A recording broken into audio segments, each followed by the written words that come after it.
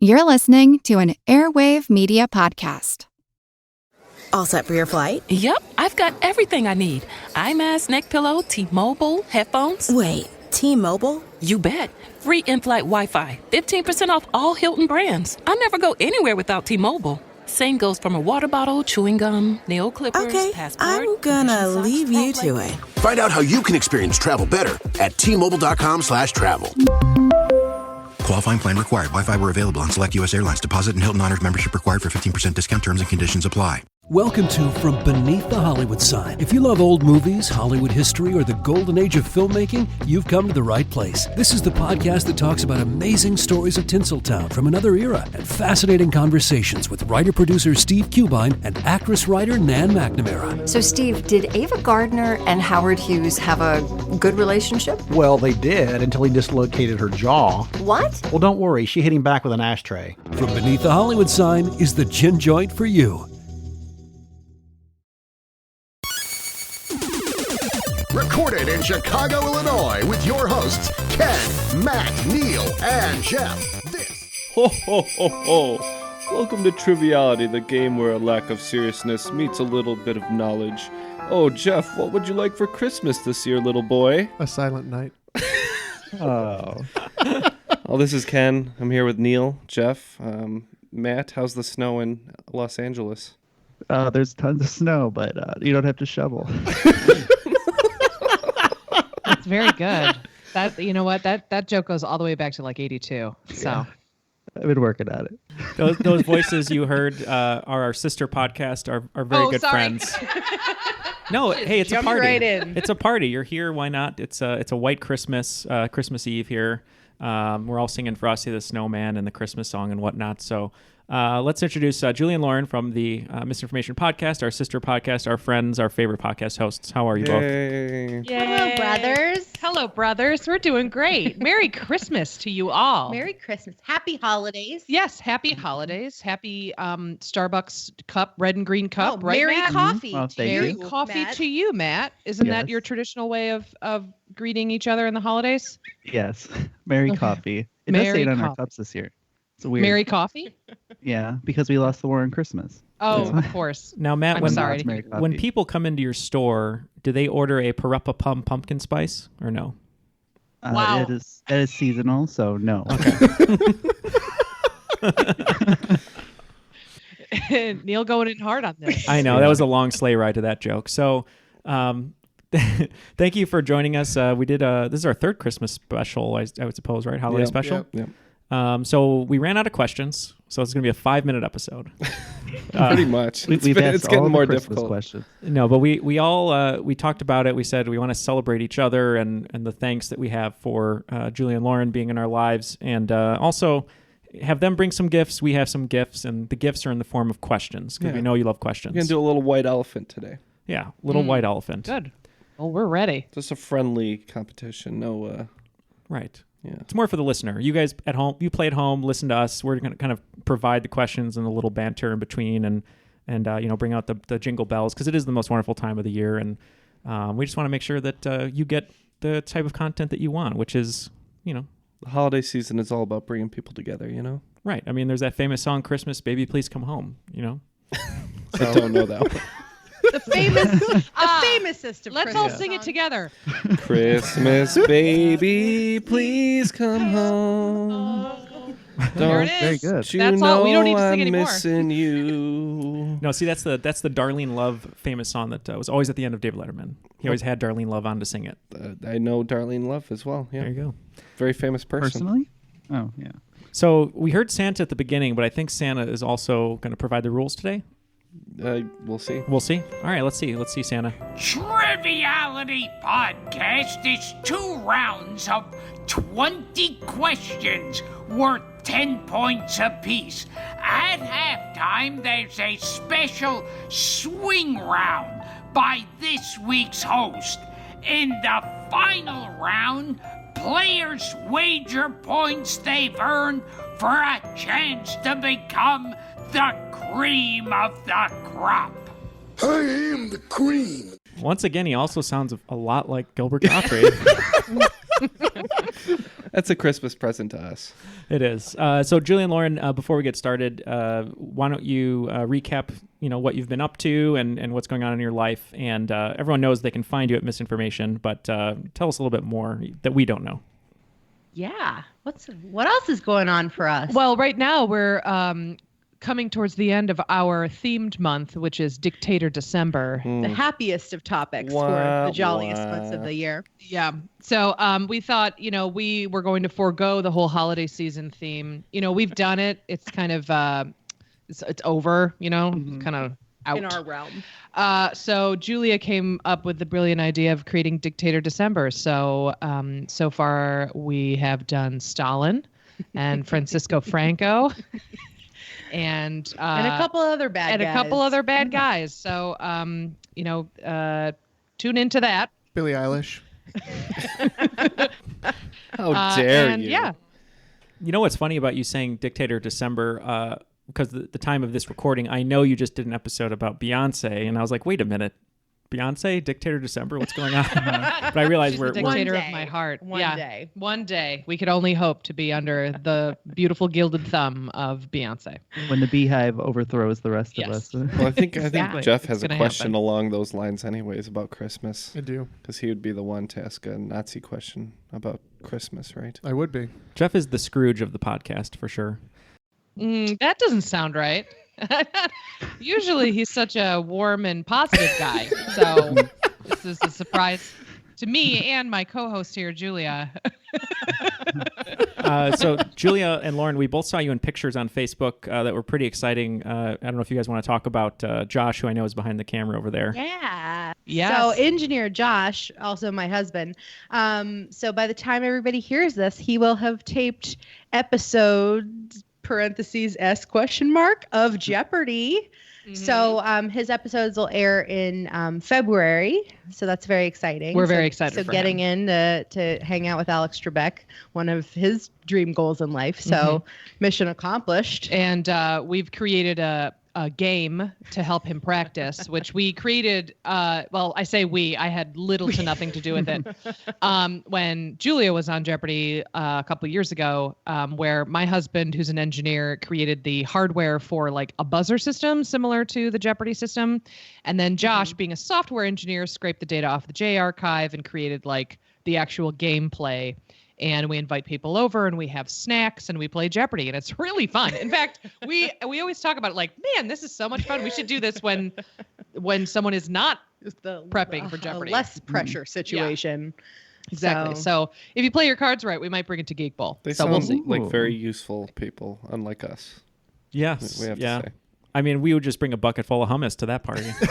No, you know what, though? When we've been doing a lot of driving, Triviality is an awesome podcast to binge for question content. Yeah. So it's great. You're condensed into like 1 hour. Bing, Unlike bang, us, ours can be keeping people awake on the road, saving lives. But what we like about the Misinformation podcast is you dive so deep into a subject that you actually learn something. So when you listen to Triviality, hopefully you've learned something to answer the question correctly. Right. Yes, and that's why our podcasts go hand in hand, and there is synergy. Yeah. Mm-hmm.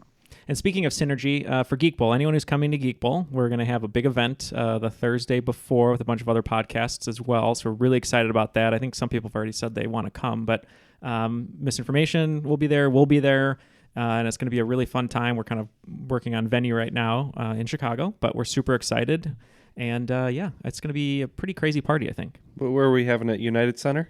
It's going to be at the United Center. Mm-hmm. We have Michael Jordan will be making an appearance. Dick Butkus. Nice. Yeah, tickets are going fast. Tickets are going fast. Jeremy Roenick will be doing T-shirt sales. We probably could get Frank Thomas. He's good for like any $10. Somebody will hand him these days. I think Ditka's going to stop in and say something mildly offensive. Right. It's like somewhat offensive, but also like a rallying cry to like follow your team. Right. But you're not sure which one. Very excited about all this. This is going to be fun. I don't know anyone that you're mentioning. Yeah. So my eyes are shining with anticipation for who these people are and sports how guy will just be a there bunch with of his old friend, sports guys. Exactly. Thank you. Yeah, but we're excited. So we can't wait for that. So keep a lookout for all the info for Geek Bowl. Mm-hmm. All right. So we'll start with Jeff because he's the Scrooge. You get to start, Jeff. How dare you? First 5 questions from Jeff. Let's get this Nazi question out of the way first. You want to do that one first? Yeah. Okay. So all these are Christmas themed. We're not in a good mood yet, so That's fair. Right. This was partially inspired by my recent watching and finishing of Man in the High Castle. So, all right. So the first question is, yes, as Ken mentioned, about Nazis. So the German Nazi regime replaced a lot of things and rebranded around the Christmas holidays so that the ideologies would be more in line with that of the Reich. They renamed Christmas trees, changed lyrics to Silent Night, and even had swastika-shaped lights instead of candles. In this effort, they rebranded Santa as Solstice Man and gave him yes as Solstice Man with a very particular name. He shares his name with a character who dies in the Marvel Cinematic Universe. Well, spoilers too. That's a good question. So it translates as Solstice Man? No. He was named blank, also known as Solstice Man. Oh, okay. Doctor Strange, right? I don't know. He's alive. Yeah, he's alive. Yeah. I know Spider-Man. He disappeared. He spun his last web. Solstice Man. Yeah. He's back though. No, this one's someone who's really dead. Spider-Man's Hawkeye fine. died. Hawkeye died. Hawkeye Thanos is not dead. died? Question mark. You know what? We haven't seen this movie. Yeah. If you haven't noticed, we have not. It's been seen out it. so You were the long. two. Okay. He died in Thor Ragnarok, for the record. Who did? Thanos? No, the character in question. Oh, the character. Oh, well then I'm gonna change my answer. Yeah, I don't know. Giving you a gift since you seem to be struggling. I'm gonna say so. There's Odin died, Scourge died. That'd be a weird name for Solstice Man. I'm gonna say Scourge. Okay, we have an idea. Yeah. We got an idea. We're gonna say Lauren wrote down Woden. Like Odin or Woden. I'm going to go with the politically correct Wokedin. I don't have an answer, but I'll go Odin because everyone else said it. Yep, no, that's a fair thing. Neil is the only one not getting points because it's Odin. I said Scourge. So. That's true. You said Scourge, but yeah, Odin. Odin, Solstice Man. Solstice Man. As if there wasn't enough to hate That sounds about like them. a low end public access commercial, like Solstice Man. All he does is just welcome the sun. Then he goes home. It's not a good business model. It's once a year. No, All right, now that Nazi question is out of the way, Merry Christmas, everyone. Let's bring in some holiday 5 minutes cheer. are up. So, we're going like 1-1-1. Yeah, let's do it. All right. Yeah, let's do brother. it. All right, sis. Okay, here we go. Yeah, brother. All right, first question. Here we go. If you attended North Shore High School in 2004 and watched the Winter Talent Show, you would have seen students Regina, Gretchen, Karen, and transfer student Katie performing what holiday classic song in skimpy Santa outfits? It's a tough one. for Matt, that's a tough one. No. This is kind of funny because I feel like I just saw a Facebook post that someone was like, "What are some movies I need to watch for trivia purposes?" And somebody responded with Mean Girls. Yeah. And people were like, "Really?" And I'm like, "Yes." Well, I said Space Jam, and everyone agreed. So I don't know what that says about the group. So what are the sexiest Christmas songs?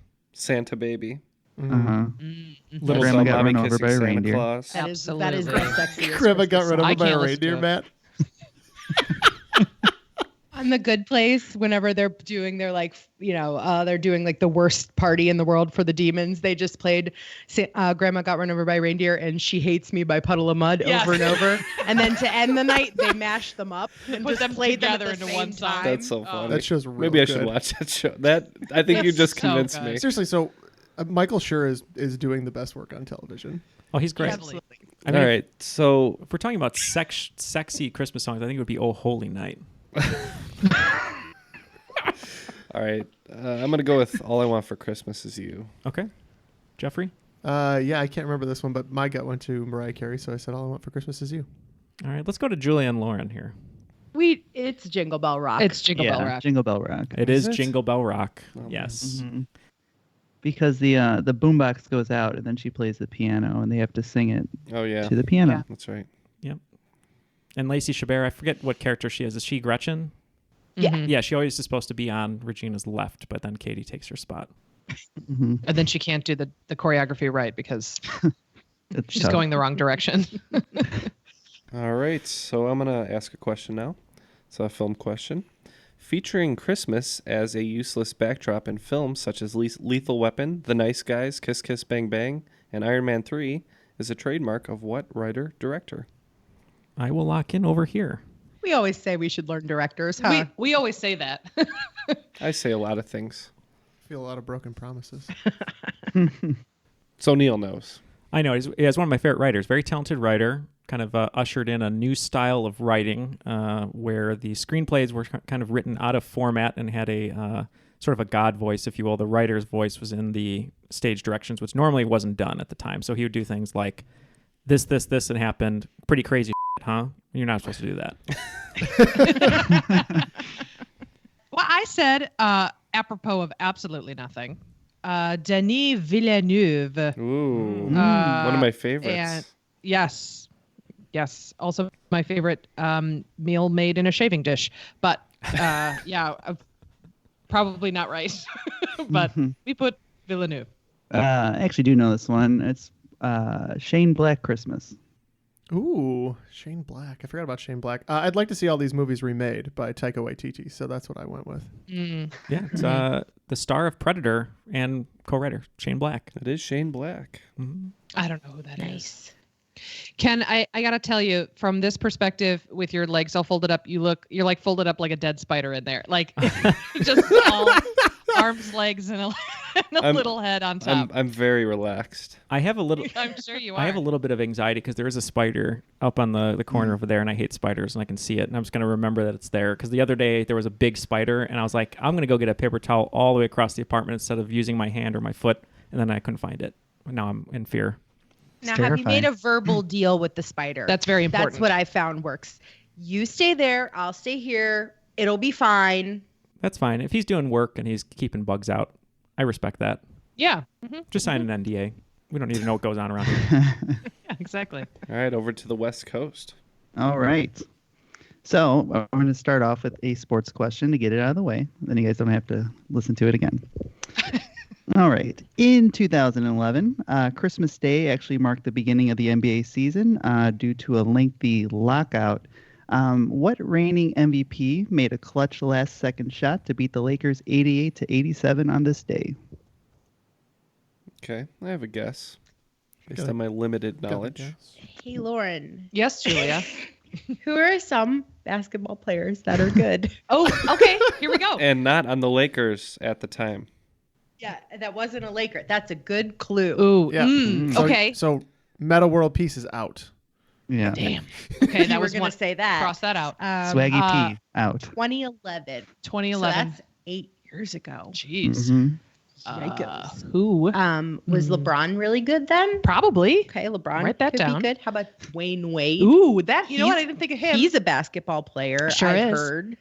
He knows his way around a basketball. You know? I think they were even on the same team at that time. They were. Ooh, that means that they might have been in Miami together. Ooh, Miami. Yes, the Heat. Right? Am I right? Go with Start a confidence. sports podcast. You know, usually I don't lean into the dumb girl thing, but when it comes to sports, To I'm perfectly basketball. happy to do that. Fall on my sword. We should just say LeBron. Let's just say LeBron. We're going to go with LeBron. Play it safe. I said LeBron. I think I'm too late, but I said James Harden. James Harden's good.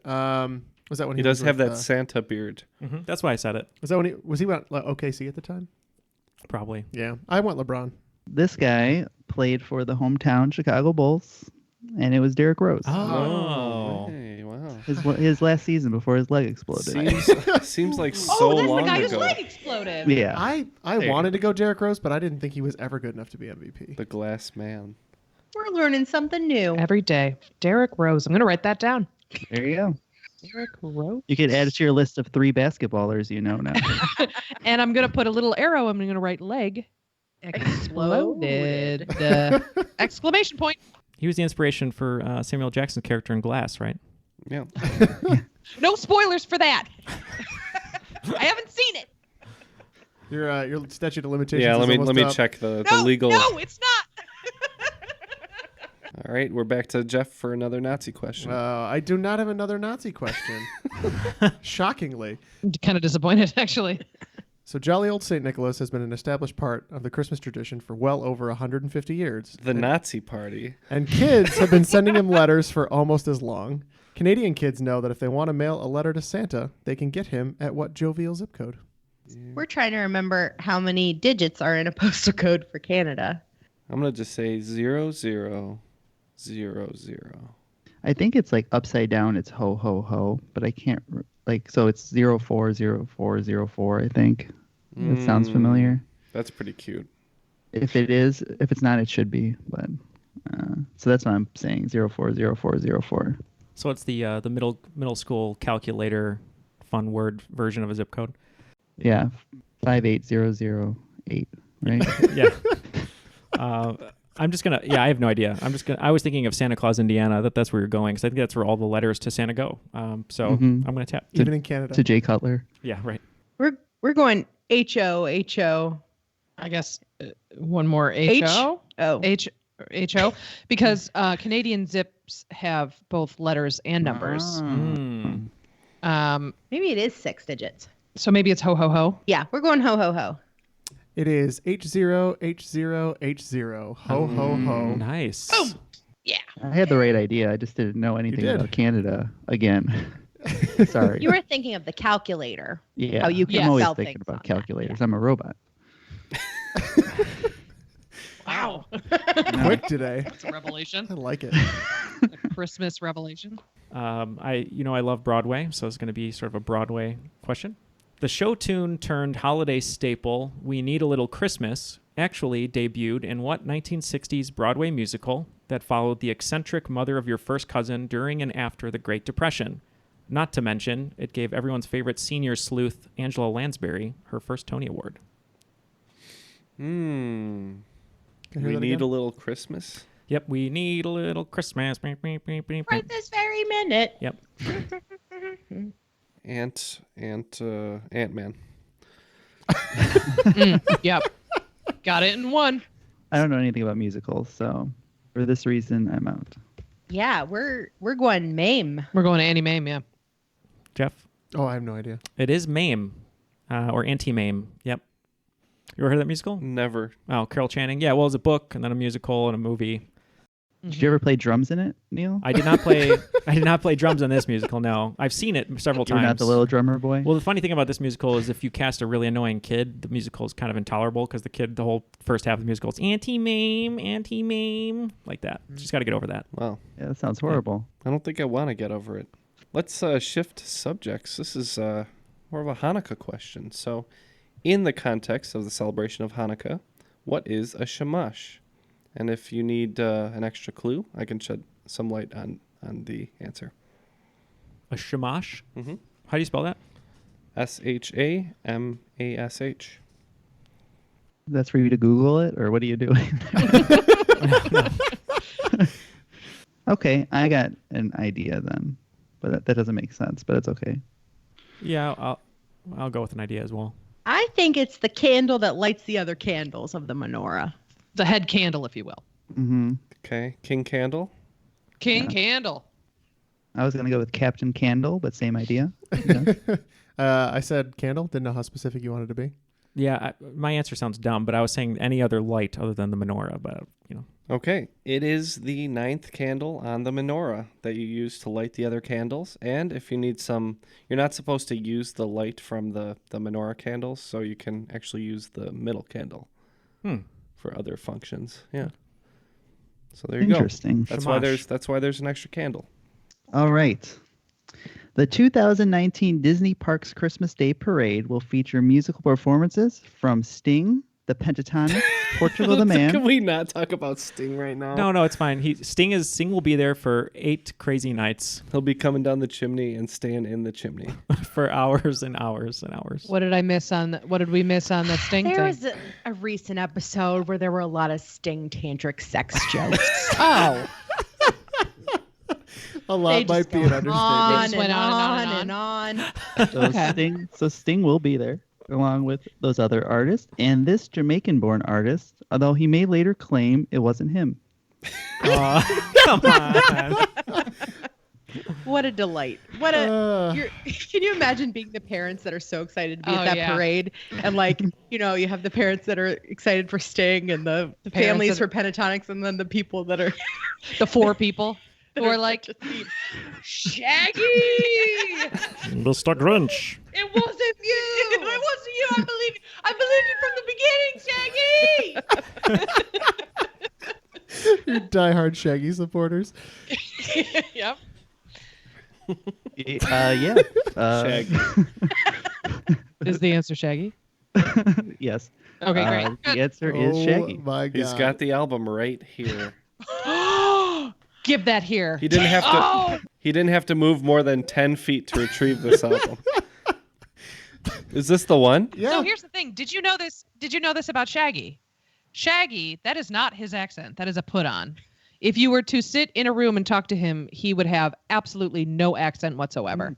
Like that is a complete like patois that he takes on. And he was in the army, I think. I think he was he was in like Desert Storm or something. Unclear. We're learning so much today. Yeah. So This there is you the go. kind of That's content you come to our show for. you know it. Mr. Soldier. You know, Jingle Bells. I think we can move on. Jeffrey. All right, here's another fun one. What joint military organization, co-run by the United States and Canada, has been tracking Santa's flight path on Christmas Eve starting since 1955? Google picked up the trend and started doing this on their own in 2004. I never remember the name of the company. I always see the logo because the Weathermen do it. The Weathermen and Spider-Man track him. So I think, is it just called Santa Tracker? That's the channel on like cable. There's a Santa Tracker channel. Or if Santa commits a crime and he has a probationary period, Right, is yeah. the Santa Tracker. Put the ankle bracelet on him. Yeah. I was always wondering if this was the name of the company or if a product or like if it's an abbreviation. So, I mean, I think you're right. Yeah. I don't know what it stands for, Yeah. but we think it's NORAD. Oh, that sounds right. I put my answer on top of theirs. I like that one. Same. Yeah. Sure. Well, you stole a good answer because it is NORAD. Woo! What does NORAD stand for? Yeah, I was say if you're curious, it's the North American Aerospace Defense Command. So, okay. Based out of Colorado Springs, Colorado, I believe. All right, Neil, can you reach down into the Santa's bag and pull out another question for us? I can. And it's actually very apropos. Wait, not that one. A little deeper, please. Fish around in there a little bit. Pull out a good one. Okay, hold on. All right. Is that a good one? Yep, this is a good one. All right.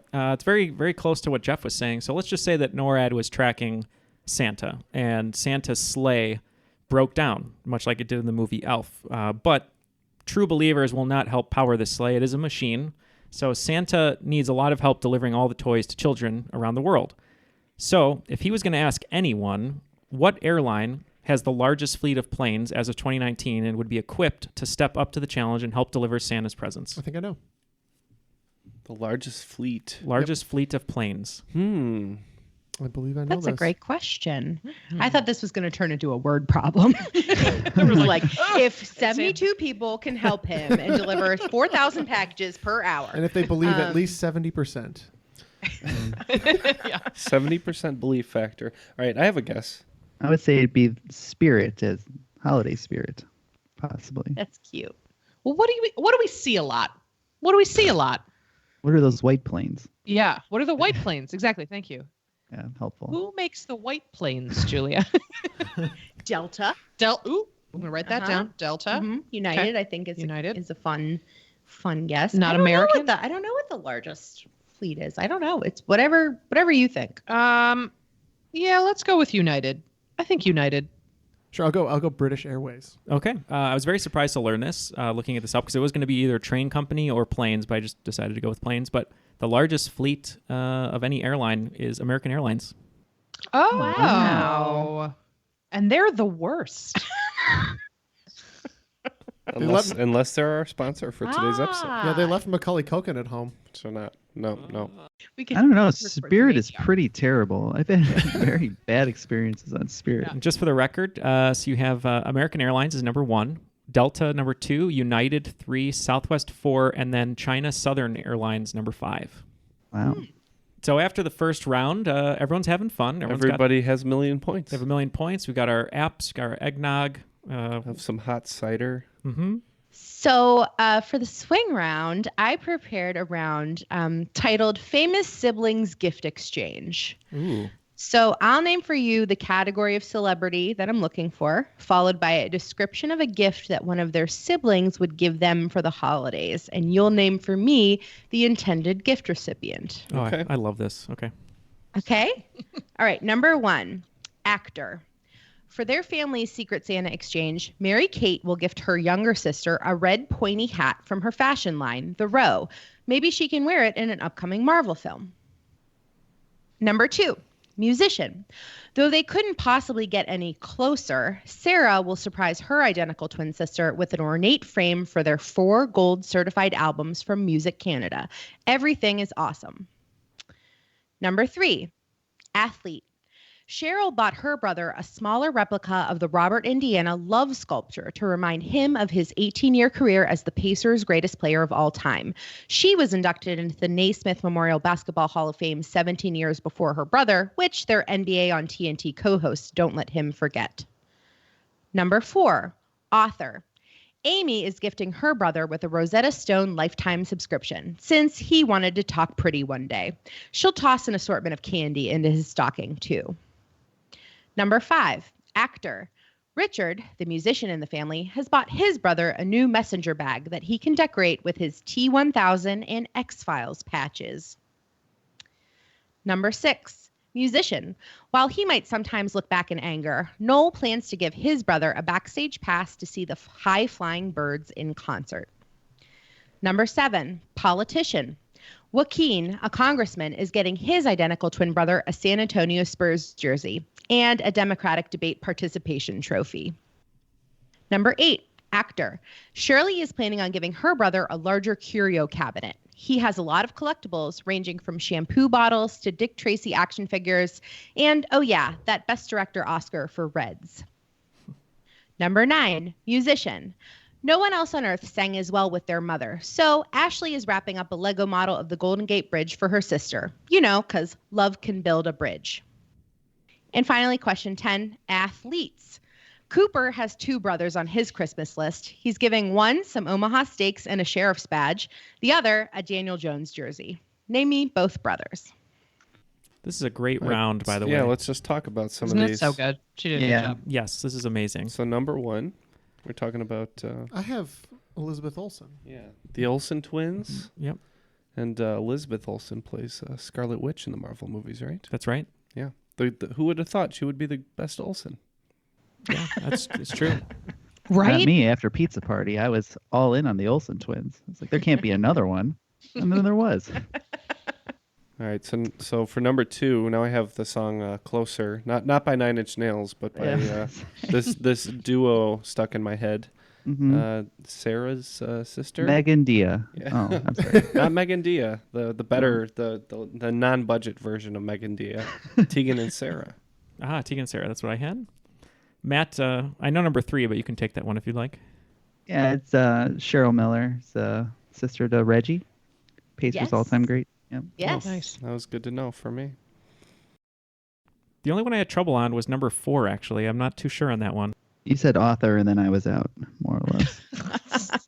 So she's an actress, and her brother is an author. Okay. She'll toss an assortment of candy into his stocking. Mm-hmm. Okay. Oh, Amy Sedaris. Mm-hmm. David Sedaris. And David Sedaris is her brother. Mm-hmm. Mm-hmm. What you guys have for number 5? I believe that would be Robert Patrick. I also think it's Robert Patrick because he was both in Terminator as the T-1000 and in the X-Files. Yeah, I didn't know that guy's name. Yeah. Also didn't know that guy. Great job. I can picture him, but I don't know his name. Also was the T-1000 in Wayne's World, too. Mm-hmm. Pulls Wayne over. So Filter frontman Richard Patrick is his brother. Oh, I had no idea. The guy from Filter is his brother? Mm-hmm. That's what I said. What? I was blown away. I've met that guy. Did you get to take his picture? I did not take his picture. Did you take or a picture? If I did, I don't remember. Because you were running away so fast. You could have said, "Hey man, nice shot." I did tell him nice gun. Missed opportunities. Number 6. Yeah, these are the jerks from Oasis, I'm pretty sure. I can't remember the other guy's I believe name. it's Liam. Gallagher, yeah. I put Gallagher. Yes. Yeah, so his brother is now in Noel Gallagher's High Flying Birds is the name of his band. Is Gallagher, who smashes watermelons with the hammer, also a brother? I think maybe. Not of theirs. He has his own He's brother. the brother of Gallagher too. Yeah. Smash some fruit. Okay, 7. All right, Brother Joaquin, Democratic debate participant. So I put Castro, maybe? Julian Castro. Julian Castro? It is Julian Castro. So Congressman Joaquin Castro is his twin brother and 2020 presidential campaign manager. At one point, they made him grow a beard so that people wouldn't get them confused. They are identical twins. Yeah, It's look exactly uncanny. alike. They both look like action figures. All right, number 8. I was betting on Neil for this one for sure. Yeah, this is one of the most famous sibling duos of all time. One who was considered the only female member of the Rat Pack at one time by Frank Sinatra, Shirley MacLaine, and then her brother, who probably got around a little bit more than the Rat Pack combined. That'd be Warren Beatty. Yes. I was blown away when I found out they were siblings. Yeah, Exactly. that's crazy. They don't look too. anything alike. I found that out a couple of years ago when I think one of them got a Lifetime Achievement Award. Yeah. Yep. And then he mispronounced the winner of the Oscar. Oh, Warren, he's so old. It happens. All right, number 9, musician. Yeah, I kind of felt like just kind of moonwalking off stage, but I think it's Jessica Simpson. Is that right? Ooh. No? Ashley spelled Ashley. Like the normal way. Yeah, Ashley Simpson's with 2 E's. So Oh, I did not know. Oh, I know this one. It's Ashley Judd, right? Uh-huh. Winona Judd? Winona Judd. Oh. Winona Judd. Yeah, exactly. Ashley Judd's her half-sister, and their mother is Naomi Judd of the Judds. I always forget about the Judds. Yeah, me too. they show up during March Madness every year 'cause she's a huge Kentucky fan, and she's always like she's like the only Kentucky fan who's famous, so they zero in on her all the time. I heard because she was in the movie Double Jeopardy, she cannot be tried for the same crime twice. Right. Exactly. That's how that works. Yeah. Yep. That's how it works. And also legally. She also can't be on Jeopardy. That's how that I think. That's what's unfortunate about it. Yeah, that's really a shame. All right. And finally, a sports thing. I think the interesting question is here Cooper is the lawyer?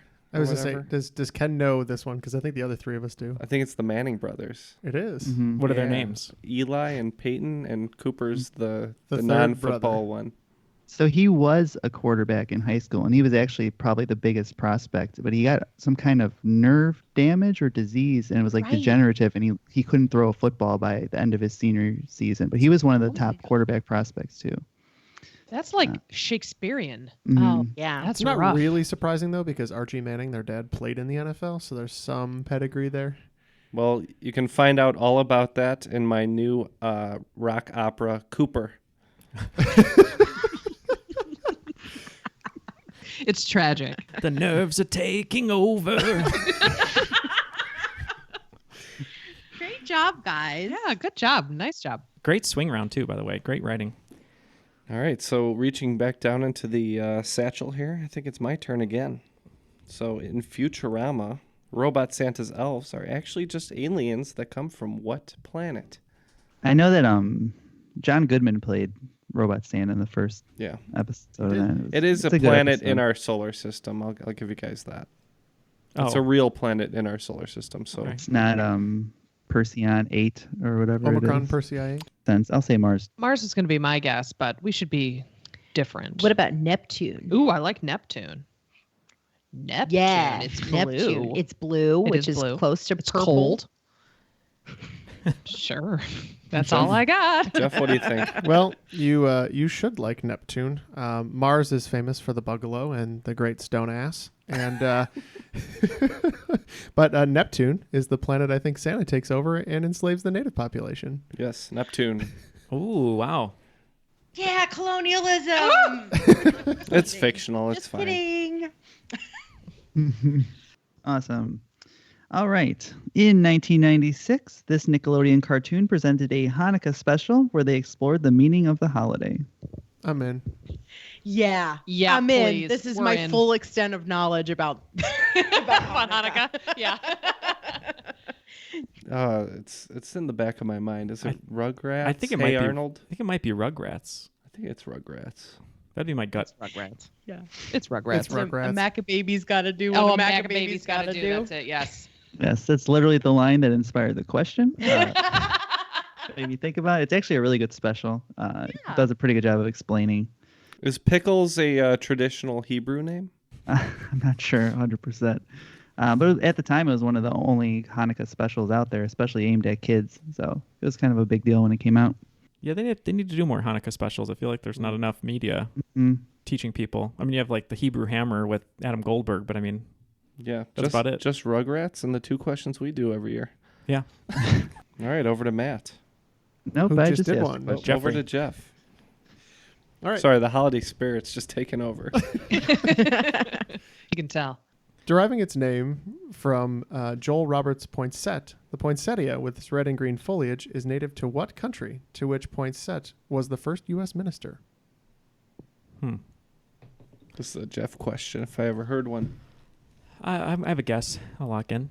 That's fun. That seems fun, right? What's another fun thing we can Ooh, think all of? right.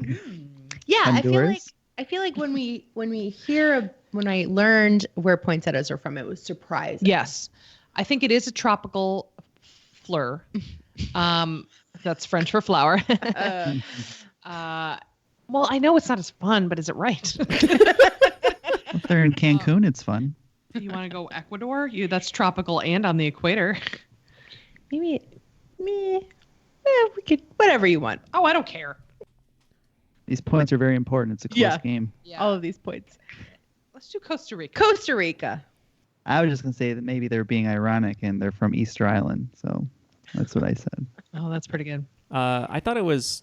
I could be wrong. I was thinking it was somewhere close, either Mexico or Canada, and I just thought poinsettia sounds a little French, so maybe it's like from French Canada. So I'm out. I don't know. Fair enough. Well, I'm really disappointed that you changed your answer, Julia and Lauren, because it's not the most famous export that hipsters care about from Mexico, but it is Mexico. Well, you said it wasn't that fun, so we went with the fun one. My fault. It's okay. This question I'm pretty excited about. I found some research on this and read a lot about it. That was kind of cool. All right. Created from a surplus of leftover powdered creamer during the Korean War, this household name and drinkable goodiness was invented by Charles Santa and gets its name not from an unmarried European woman, but rather a 1938 Laurel and Hardy comedy. I think I got it. Creamy Christmas beverage. I don't know if it's a Christmas beverage. I think it's because the name's Santa. That's why he included this. Oh, no, it's Santa. Oh. Oh, no, I got it. Right? Yeah, Yeah. great. What am I Great. forgetting? Yes. Okay, Great. that was I was there too. I think we're there. When am I going to get there? Yeah, This isn't someday. fair. Ovaltine, Get please. marshmallows in it if you want. Yeah, you Yeah. can. I have a feeling that this is maybe a miss from Switzerland. Oh. Swiss miss. Okay. Julian Lauren? Oh. Yeah, we That's said how we Swiss make Miss. Swiss Miss. Mm-hmm. It is Swiss Miss. So originally it was going to be called Brown Miss after the cattle breed. That sounds bad. It does. So it was named Brown Miss after the cattle breed native to Switzerland, despite the fact that the Sannas, S-A-N-N-A-S, used Holstein cows that had less butter fat. And then it was Anthony's brother Charles' brother's Anthony, who decided to change the name based off the film. So how about we get a hot brown with a side of brown miss? Brown Miss. Yeah. Served by Brownie the Elf. Extra marshmallow. Happy holidays, y'all. It's like Hermie the elf from Rudolph the Red-Nosed Reindeer trying to take all your teeth out. All right. All of them. All of them. It's like shocking. We watched it with It's a terrible our dentist. niece Arya, and I was like, oh, he's just going to pull one tooth out to make the abominable... Oh, my God, again. I forgot you can't say Abominable. it. Abominable snowman Bumble, or Bumber, whatever his name is. I thought he was just going to take one tooth out because he was upset, but then he takes all of his teeth out. He's going to die in the wild. He can't eat anything now.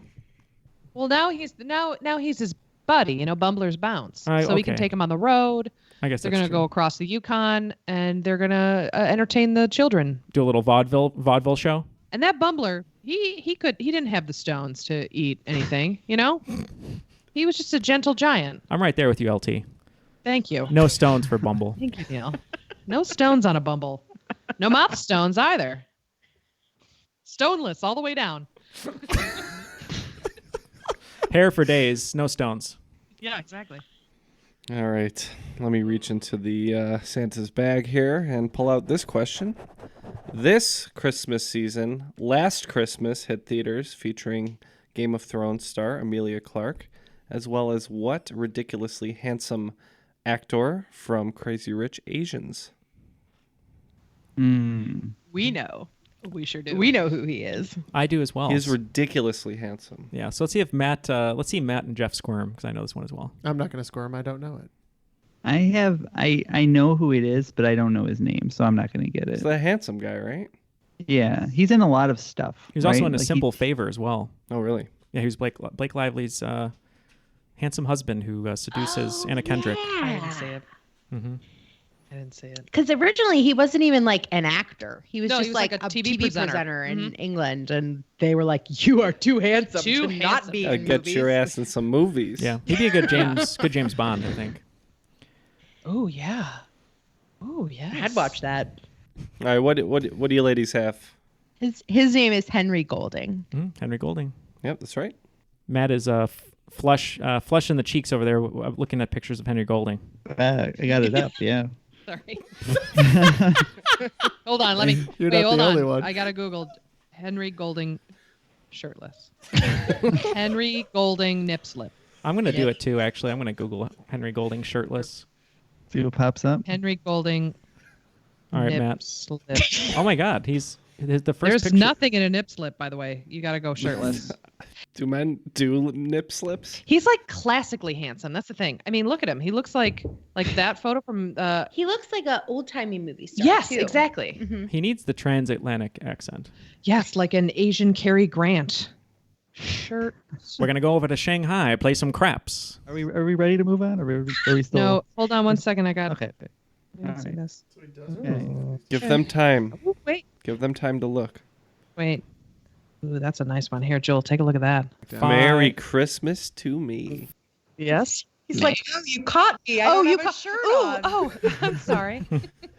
I hate Let when me that slip into happens. something more comfortable, says Henry Golding. Weird. All right, femininely. we're- Sorry. We're good. We're good. Please continue. 5 Henry Goldings, as they say in the song. Mm-hmm. Exactly. All right. Next question. Less shirtless. That's okay. A Claymation Christmas Celebration, a 1987 CBS special, was hosted by 2 claymation dinosaurs that featured a multitude of musical performances, including a Temptations cover by this West Coast sensation. This is our favorite Christmas special. Hands down, my It's favorite very Christmas good. special. Yes. I would watch that now. Yeah, we should. We should. It's Christmas Eve. Yeah. Isn't this the raisin, right? California raisins. California raisins? Oh yeah, I've seen this too. Now that he. Yes. Oh, So you Very just good. tapped into my They sing childhood Rudolph brain. the Red-Nosed Reindeer like In like a super jazzy jazzy. way? Like Rudolph the Red-Nosed Reindeer. It's great. It's so good. Were they selling raisins? Not specifically in that special, but No. I feel like in the 80s they were the thing. So they were like, I don't know, I guess they're made of clay. Big raisin. Big Yeah, raisin. I will never not ask a question about the California raisins if I can. Love it. They were a phenomenon. Didn't they like release an album? Oh, sure. Ever. Yeah. Yeah. They're big. I know every time I see the California raisins, I just get a craving to eat raisins. When They has sing so well, anyone huh? ever had that? Raisins are disgusting. That's why they had to make them sing to get people to think about raisins. Exactly, to get people to eat them. But they sang so beautifully, no one wanted to eat them anymore. So it's the California raisins, I guess. Mm-hmm. That is correct. Yeah. I was gonna write a question. There's a Mr. T and Webster Christmas special that I wanted to write a question about, but I think you should just look it up. It's very good. It's a very Matt question. Yeah. So as Jeff searches the bag inside for a gift here, we're reaching the final question, I believe, almost. I got a good one for you. Okay. While not an attempt to secularize the holiday, Xmas comes from what Greek letter, which looks like an X? The letter X has long been used as an abbreviation for Christ, since the Greek word for Christ begins with this letter. I'm going to lock in. As a former sorority president, I'm also locked in. What sorority were you president of? I was president of Alpha Sigma Alpha. Ah, the old ASAs, as we used to call them back in the day. The old ASAs. Asa Butterfield, famous member. Not true. I was in a fraternity for about a month. Yeah. And I didn't like what they were doing. I didn't like that I was a ploy to get their license back because it was taken away after a death. Is that what happened? No, their license was taken away after a death, which I found out a month in. And I was like, so I'm just a pawn? And so I left. Well, I'm glad you got out of there. Yeah, Man, geez. I had a very lovely Greek experience. I just assumed that was a plot for a movie. Are you being serious? No, I'm being serious, yeah. All right. Well, I don't know. I don't do that Greek life. I'm gonna say Sigma, 'cause I don't know.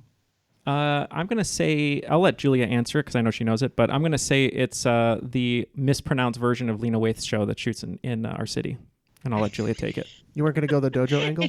No, she got it. It's Chi, C-H-I. Oh, That's what the symbol, that's what the Greek Yeah. letter that looks like an X is called. I knew I wouldn't have to drop a Karate Kid clue. It is Kai. Yeah, I knew I had to defer to you as a non-sorority but former improv group member who did not know anything about Greek letters. All right. So my final question here. I did this mostly for Jeff, just to make him feel welcome at the party as he sits in the corner by the fire. That seems largely Staring into unnecessary. it, contemplating death. Yeah, he's a little philosophical. It's a vexillology question. I don't know how anybody else has a good time. All right, so this is going to be the ghost of Christmas, I guess, past maybe or future. The top 3 Christmas tree producing states are as follows. Number 3 is Michigan. Number 2 is North Carolina. And number 1 is this state, the only U.S. state to feature different designs on both sides of its flag. We're good. Massachusetts changed theirs to a single side in 1971. And if you need a hint, I can describe the flag. Nah, I'm good. No. I know this one too. Yay! I think I wrote this question. For those of us who aren't We're on the choosing, East Coast, the best coast. What? We'll take your hint. Yeah, we'll take your hint. All right, so on the front is the escutcheon from the state seal, and on the reverse is a gold figure of a beaver, the state animal. And an escutcheon is a shield that forms the main or focal element in an achievement of arms. Yep. I think this. I'm gonna guess Washington. Wait. I think the Beaver, Oregon. Beaver State is Oregon. Yeah. I'm going to let you take that. Well, we'll go with Oregon. Oh, yeah, because there's a lot of trees out there. They do have a lot of trees out there. A lot of evergreens, for sure. I say Oregon. Oregon? Very probably the home state of The Simpsons. I said Oregon. Yeah, the number 1 tree producing state, Oregon. I learned that the average time a tree takes to grow before they can, chop it and sell it is around 7 years, but they can take upwards of 15 years, which is pretty crazy. I knew that from all my years of hand cutting down trees in Michigan when I was a kid. You did it with your bare hands? Yeah. It's pretty great. I'm a teeth. Very strong. Took a while. Took you 15 years just to get it down with your bare hands. Totally worth it. We got it down last week. It was very impressive. All right. My final question.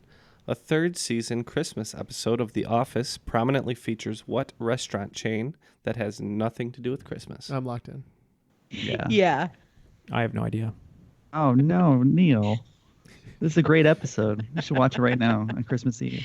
There was recently, like Mindy Kaling posted on like Instagram or something. Somebody had made a nice list of all of the Office Christmas episodes, like so you just know what to queue up on Hulu or Netflix or whatever, so you can watch them, and it's very helpful. Yeah. This one always bothered me because the couple wouldn't move down one seat each so that Dwight could sit next to them, and that always bothered me. Like, why are you making this person sit? Whatever. Never mind. It's Benihana. Yeah. I think what bothered me is not only did he mark her arm while he switched over girlfriends in the episode, they switched actresses halfway through, and I said a Benihana Christmas. Yep, Asian Hooters. Yep. As they call it. Inexplicably. That's funny. All right, last question, right? Mm-hmm. And we got to a geography question. Yay. Christmas.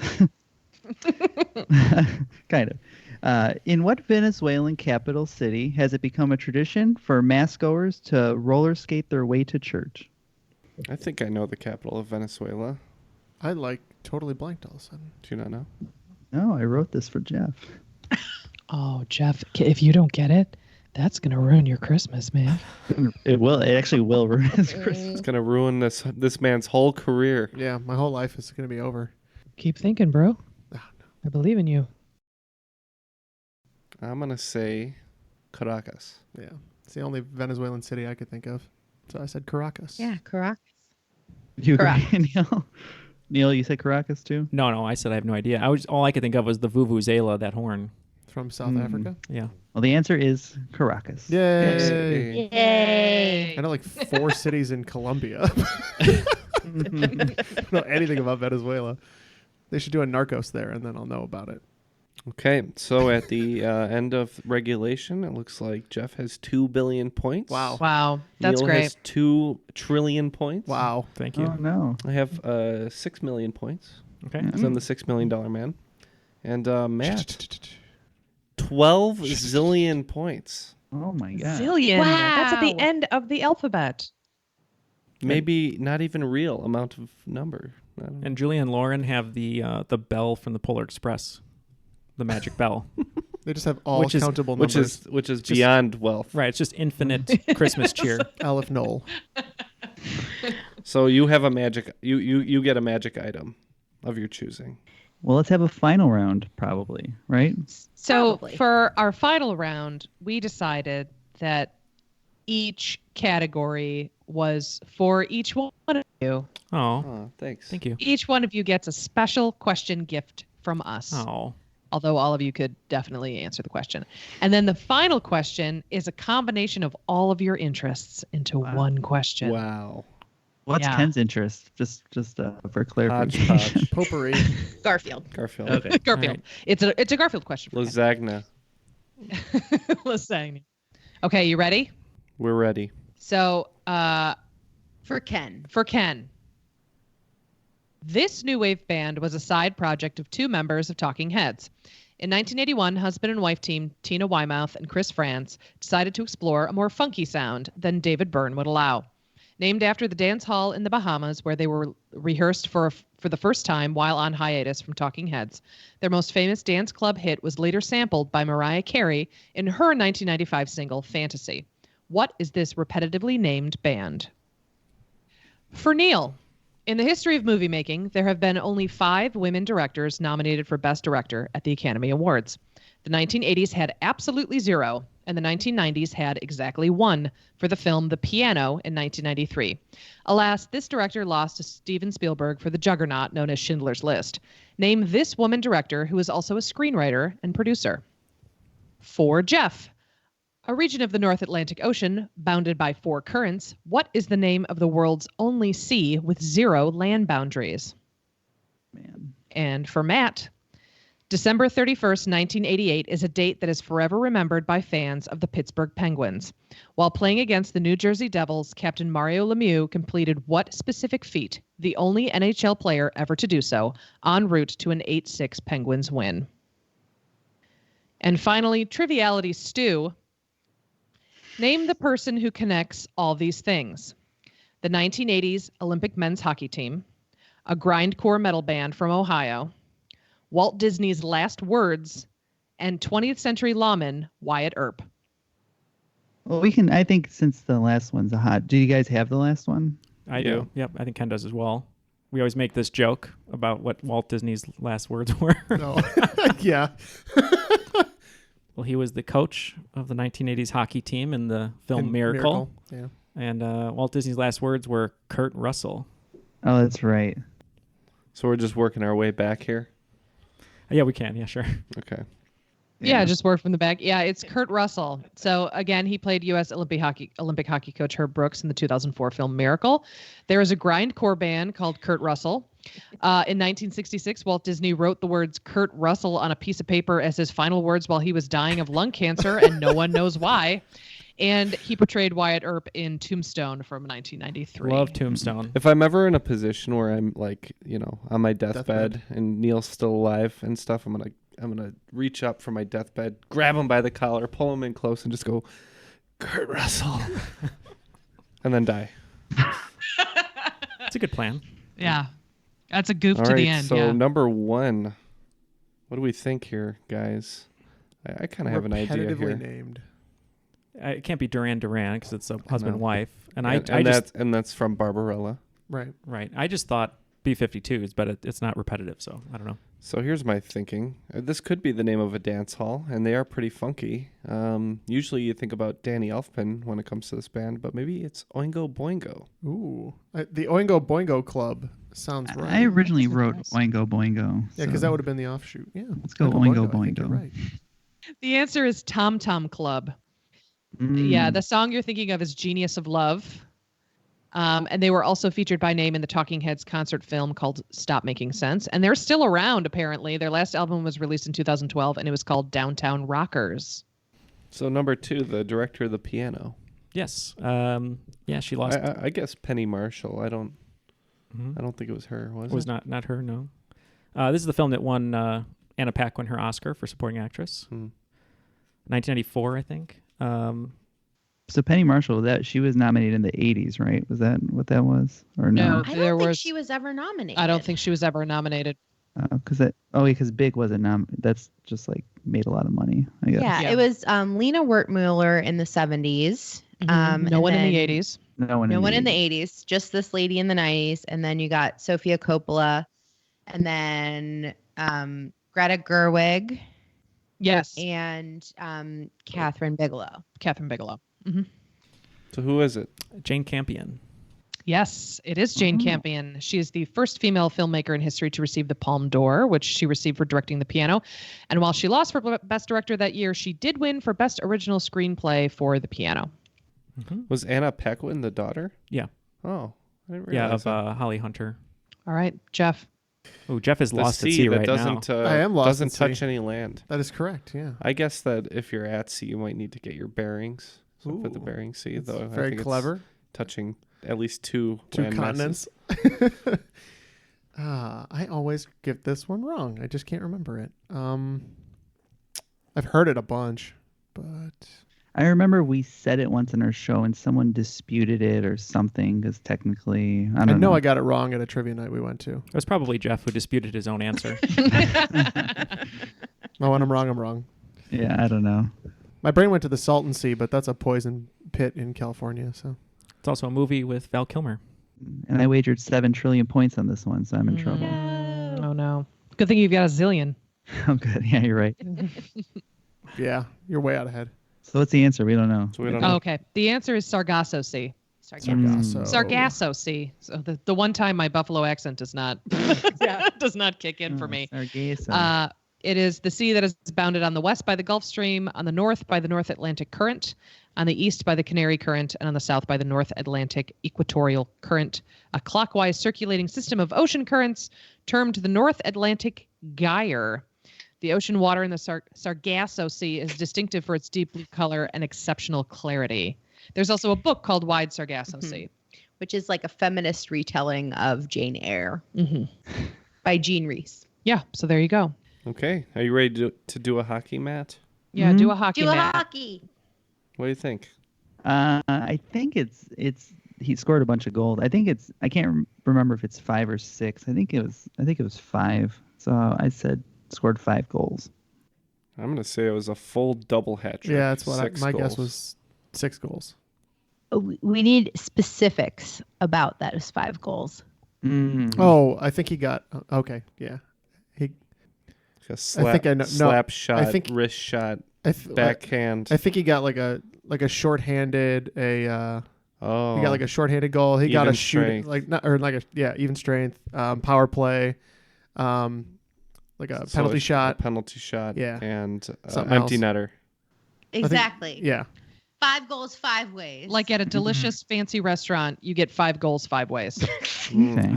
Yeah, as soon as they were saying you have to be more specific, I kind of remembered that. Yeah, you named them all. He's the only NHL player ever to do so, especially since penalty shots are less and less frequent. Yeah. It may never be done. You have to have very specific circumstances to even get an attempt at that. So. He was always outshining his brother Luigi Lemieux. Isn't he a plumber? He's just a plumber, but he does a really good job. He can fix your sink 5 different ways. Wow. I didn't know there was that many ways to fix a sink. Oh, something I learned from the Lemieux family. All right, guys. Well, let's check all of our stockings and see what we won. I'm reaching in here. Oh, it's the ladder from the Santa Claus. Ooh, nice. That's a pretty good prize. Yeah, Rose, such a clatter. Yeah, company. Such a ladder. Looks like I'm getting the world's greatest coffee from Elf. Oh, nice. Oh, I got a Red Ryder BB gun. I couldn't even say it. Yeah. Ooh, it looks like in our stockings together we have the chains from the Muppets Christmas Carol from the Marley and Marley song. It's great. And they talk too because they're puppets. Yeah, I got a big crate marked Fragile. Can't open it though. So we have a lot to be thankful for. Thank you to all of our listeners, to all of our Patreon supporters, for everyone who's listened all year. This is kind of, I guess, the last show of the year. Pretty much, right? Pretty much. Yeah. So thank you very much for all of your support and hanging out with us. No matter what winter holiday you celebrate, we hope it's filled with joy and you have a great time. Yes. Julia and Lauren, we know we won't see you probably till after the new year, but anything you'd like to say? Any shout-outs? No, just have a happy and safe holiday, yes. everybody. And thank you for having us on the show, guys. Anytime. Seriously. Literally anytime. Yeah. Mm-hmm. Wow. So we can just call up anytime. Yep. Monday, 7 a.m. Done. Wednesday, 2:30 p.m. Get ready. It's coming. You're going to think of a regret weirder it. time? Give me one more time that you're going to call. Well, thank you. Make sure to check out Misinformation. We talk about it all the time, but if you aren't listening to the show, then you are a Scrooge and bah humbug yourself. But thank you very much to Julia and Lauren for being here. And they'll be back the next solstice. And we look forward to seeing them again and seeing all of you at Geek Bowl, and you can hang out with all of us. But for Ken, Matt, Jeff, Julia, Lauren, and myself, may you... crap, I almost had it. May you all have a good night. What is it? What's the line? Merry Christmas to all, and to all a good night. Thank you. Yes, Merry podcasting to all, and to all a good night.